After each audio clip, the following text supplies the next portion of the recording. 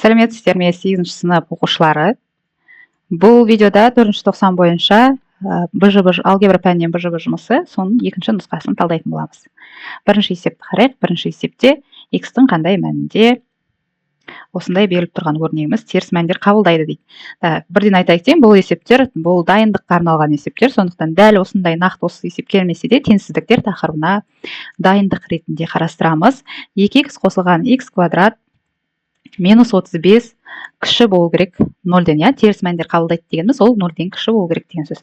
Енді бұл бізде квадрат теңсіздік болғандықтан бірінші үлкен дәрежеден бастап, яғни x квадрат плюс 2x минус 35 деп жазамыз да. Енді қараңыздар, бізде кіші 0 деп нақты қатаң теңсіздік болғасын, оны біз тең емес 0-ге деп қарастырамыз. Ары қарай кәдімгі квадрат теңдеудің түбірлерін қалай табамыз? Яғни дискриминантпен, ветпен немесе көбейткіштерге жүктеу арқылы қайсысы сізге ыңғайлы, сол арқылы түбірлерін табамыз. Енді көбісі дискриминантпен тауып жатады, сол дискриминантпен қарайтын болсақ, 4 қосылған 4 көбейтілген 35 тең болады, яғни 4 қосылған 140 болады, 140-қа 4 қоссақ 144, 144 дегеніміз ол 12-нің квадраты. Енді ары қарай x1, x2 түбірлерін табатын болсақ, формула бойынша минус 2 плюс минус 12, түбірлерін табу формуласын білеміз, бөлінген 2 болады. Енді бұдан x1-ді қарайтын болсақ, бірінші минус арқылы қарайтын болсақ, минустан басымен. Минус 2, минус 12 бізде минус 14 болады, алымында минус 14 бөлімінде 2 болады. Минус 14 2-ке бөлсек, ол минус 7 болады. Енді ары қарай x2-ні табатын болсақ, плюсті қоямыз, плюспен қарастырамыз, яғни минус 2 жазайын, плюс 12, ол дегеніміз 10-ға тең, 10-ды 2-ке бөлеміз, 5-ке тең. Енді бізде 2 түбір табылды. 2 түбір табылғаннан кейін оны сан аралыққа сызамыз. Бірінші минус 7 кіші болғандықтан сол жағына, 5-ті 10 жағына қоямыз. Енді бізде бұл қатаң теңсіздік болғандықтан оның нүктесі ашық болады. Енді өстіп аралықтарды бөліп қарастыратын болсақ, осы жерде плюс-минусты қалай қоямыз? Көп оқушылар осыдан шатысады, осын түсінбейді екен. 5-тен мысалға мына 10 жағында қандай сан болуы мүмкін? Мысалға 6, 7 деп кете береді. Бір санды қойып көреміз, мына берілген теңсіздігімізге қоямыз. Мына жерге, яғни x-тердің орнына 6-ны қоямыз. Мысалы 2 көбейтілген 6 қосылған 6-ның квадраты азайтылған 35. Уже мына жерде 36, 36-нан 35 азайтамыз. 1 шығады, 10 сан шығатын көрініп тұр. Ол 0-ден кіші бола алмайды, 0-ден кіші деп тұр бізде. Значит, бұл аралық дұрыс емес, минус болады деген сөз. Енді минус 7 мен 5-дің арасында қандай тағы сандар болуы мүмкін? 0, да? Мына бастапқы берілген теңсіздікке келеміз тағы да. 2 көбейтілген 0, қосылған 0-дың квадраты азайтылған 35. Мына жерде екеуі 0 болады да, минус 35 0-ден кіші деп шығып тұр. Яғни бұл теңсіздік дұрыс, минус 35 0-ден кіші болады. Мына жер плюс болады.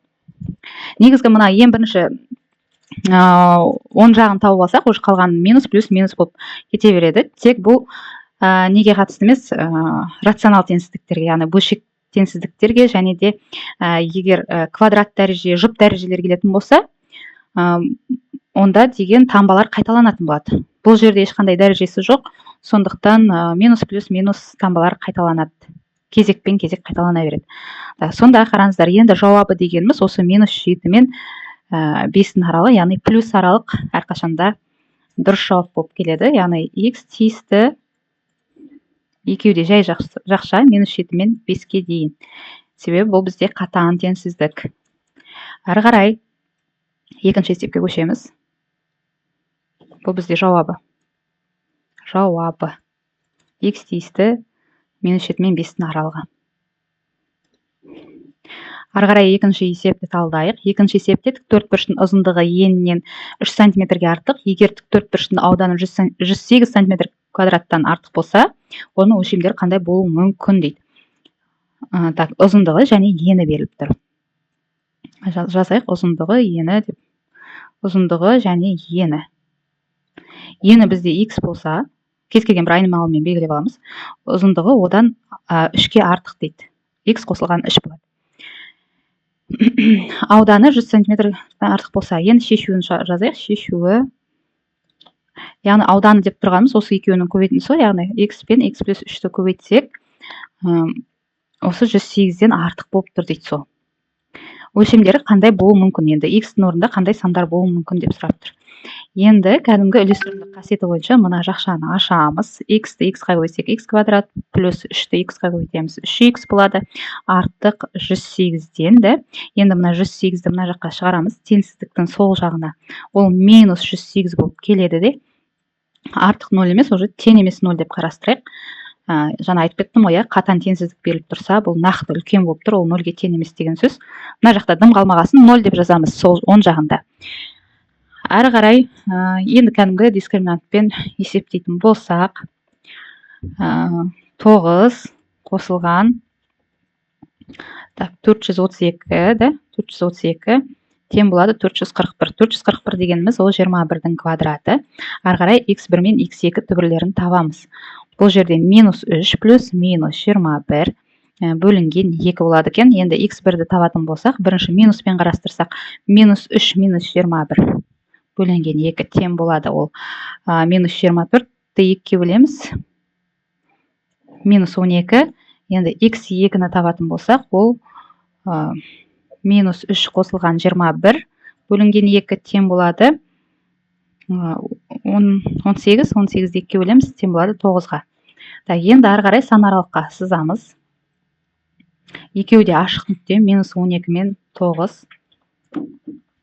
Аралықтарды белгілеп қоямыз. 9-дан үлкен санды қойып көрейік. Мысалы 10-ды мына жерге қойып көрсеңдер, 10 көбейтілген 10 қосылған 3. Яғни 13-ті 10-ға көбейтеміз, ол 108-ден артық, ол дұрыс болады. Мына жер плюс, мына жеріміз минус, одан кейін плюс болады. Енді мына аралықтар бізде жауапқа кіреді деген сөз. Бірақ қараңыздар, бізде ұзындық ені деп тұр. Ұзындығын біз білеміз. Теріс ұзындық ендерін біз өлшемдерді жалпы теріс санмен біз белгілей алмаймыз.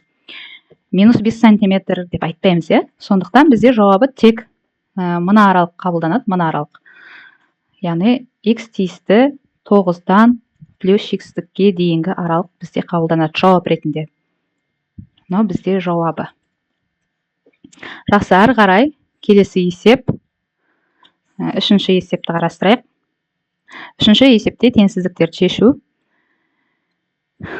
Егер теңсіздік бөлшек түрінде берілетін болса, біз оның бөлімін міндетті түрде 0-ге тең емес деп қарастырамыз. Яғни анықталу облысын, мүмкін мәндер облысын қарастыратын болсақ, бұл жерде 5 минус 2x берілген жазып жатқан жоқпын, тең емес 0-ге болу керек, және x плюс 9 тең емес болу керек 0-ге.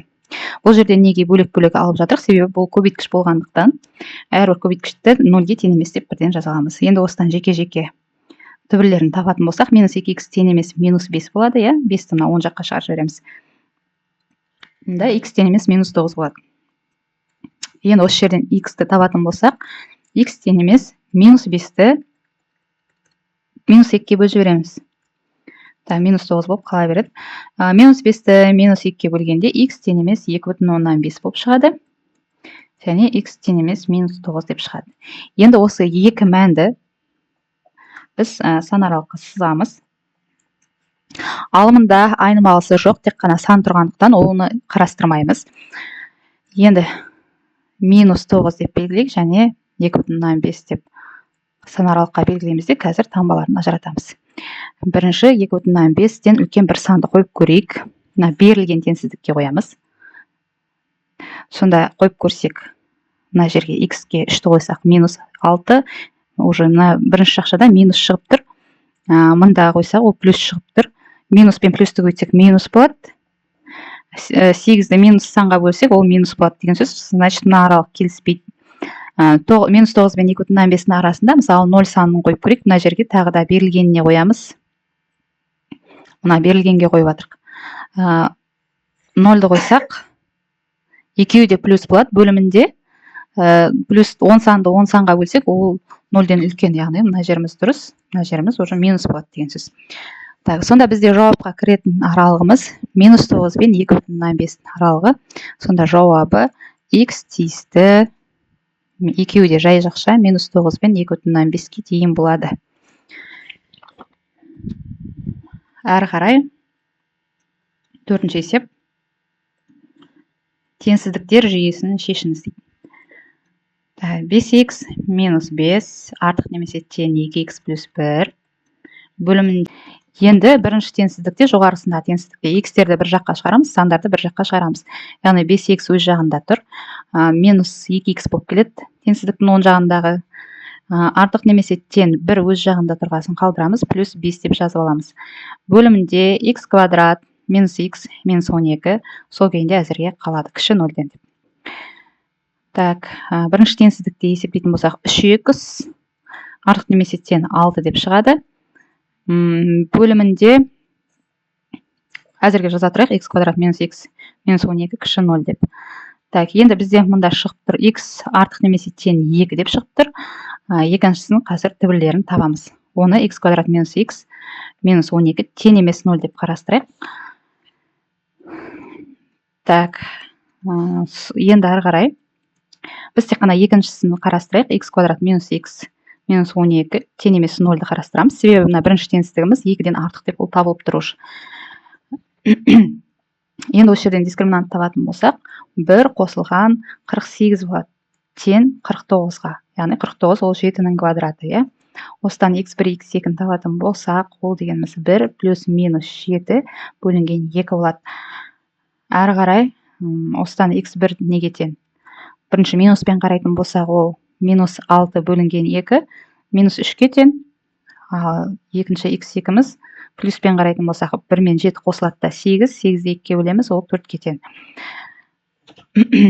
Так, енді бізде екінші теңсіздігіміз минус 3 пен 4-ке тең болып тұр екен түбірлері. Бірінші теңсіздігіміз нақты 2-ден артық немесе тең екенін тауып тұр. Екі теңсіздік сызамыз. Мына жерде 2 деген тұйық нүкте болады. Яғни 2-нің өз жауапқа кіре алады деген сөз. 2-ден артық сандар. Яғни x артық немесе тең 2 деп тұрса, ол оң жағын штрихтап қоямыз. Бұлай бөліп қойсақ та болады. Әрі қарай екінші теңсіздікті сызайық. Екінші теңсіздікте минус 3 пен 4 дейді. Екеуі де қатаң емес, қатаң теңсіздік, сондықтан ашық нүктемен белгілейміз. Минус 3 мына 2-ге сәйкес қарастырамыз. Минус 3 2-нің сол жағында, 4 2-нің оң жағында ғой. Әдейі солай орналастырамыз. Мына сан аралықтарын бөліп қойуға болады. Енді плюс минустарын анықтайық. Мына берілген екінші теңсіздік бойынша қарастырамыз. 4-тің оң жағында бір санды қойып көрейік. 16, 16-тан. Мысалы 5, 5. Мына жерде 5. 5-ті қойып көрсек, 25 азайтылған 5, 20, 20-дан 12-ні азайтамыз. Ол 8, 8 0-ден кіші бола алмайды. Значит, мына аралық дұрыс емес. Минус болады деген сөз. Және ары қарай плюс минус болады. Енді әрбір нүкте бойынша вертикальды сызық өткізетін болсақ, былай. Бізде мына плюс аралық дұрыс болды, штрихтап қойық. Енді қараңыздар, екі штрих кездесетін аралықта бізде жауап болып есептеледі. Ол аралық мына жер. Яғни 2 мен 4-тің аралығы жақшаларын ажыратамыз. Бұл тік жақша болады, 2-де, 4-те жай жақша болады. Сонда x бізде тиісті болады жауабында. 2 мен 4-тің аралығы 4 жауапқа кірмейді, 2 жауапқа кіреді. Бұл бізде жауабы. Осымен бұл видеомыз аяқталды. Назарларыңызға рахмет. БЖБ-да сәттілік. Тағы да қандай сұрақтарыңыз болса, осында пікірлеріңізді қалдырсаңыздар болады. Сау болыңыздар.